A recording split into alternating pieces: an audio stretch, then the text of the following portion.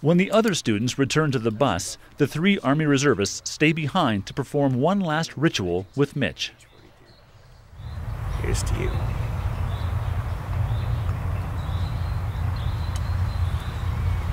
To the regiment, Scotty. To the regiment.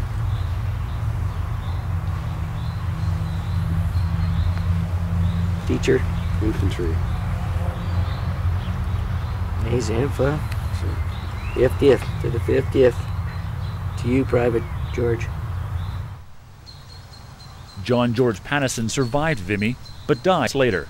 His great-great-grandson visited his grave exactly 90 years later, to the day. The advance guard of freedom make their touchdown on the Normandy beaches just as the sun scatters the mists of early morning. The mighty bombardment has done well its job of paralyzing enemy batteries. The much vaunted west wall crumples before our whirlwind advance. Canadian soldiers used this house as a navigational aid to guide them when they came ashore on June 6, 1944. Looking out over the English Channel, easy to imagine what the crossing must have been like that day.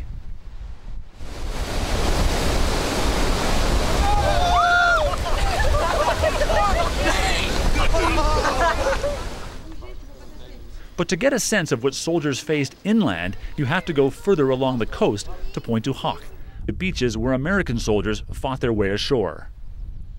All the destruction and the fire and the power of these giant emplacements just running up, and there's got to be machine gun nests all over.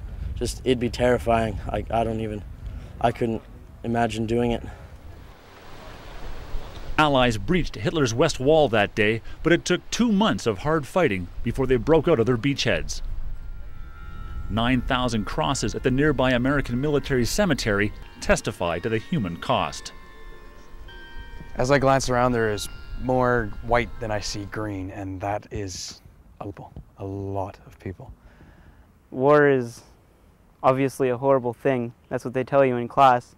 But until you show up at a place like this, you don't realize how bad war really is.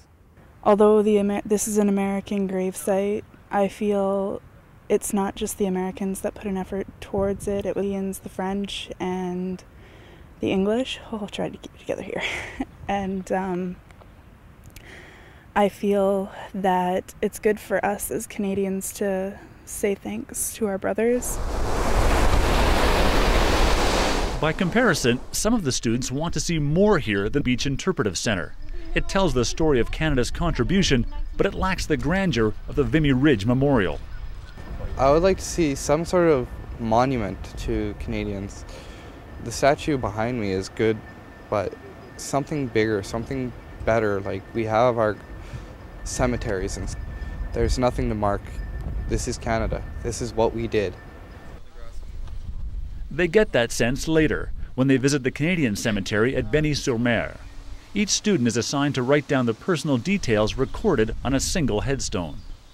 After you write down all those particulars, I want you to start thinking about a letter. Okay? And you're going to write it to the person, that headstone that you've got their information from. Okay? You can write whatever you want. You can write a poem to them. You can tell a story to them. You can maybe tell them about their families. Okay? You can pretend you've known them all your lives. You don't have to do that. I have some ideas. You can say thank you. You can ask them questions. Why did you come here? I picked Lieutenant A.P. Lattice, and the reason why I picked it is the statement at the bottom. It says, "Remember me in all your prayers," and in a quote that says, "Don't cry, Mom." He was 24 years old, and you could tell that he wasn't ready.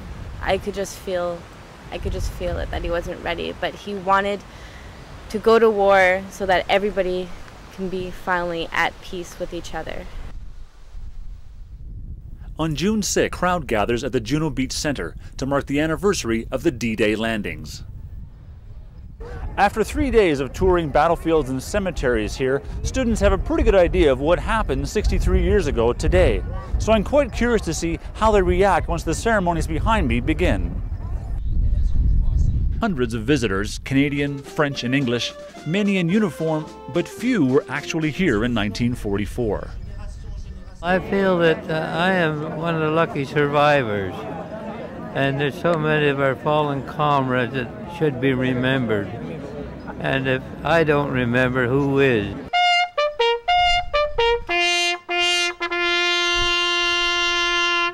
Unlike at Vimy, there are no tears today, no displays of emotion. For Vimy, it was a quiet place. It's it's the national monument here in France. I think that was the first thing that really hit them too. The first thing they really saw about the sacrifice of our Canadian soldiers over here. At the end of the official program, the grade 12s marched down to the beach to stage a brief graduation ceremony in the sand.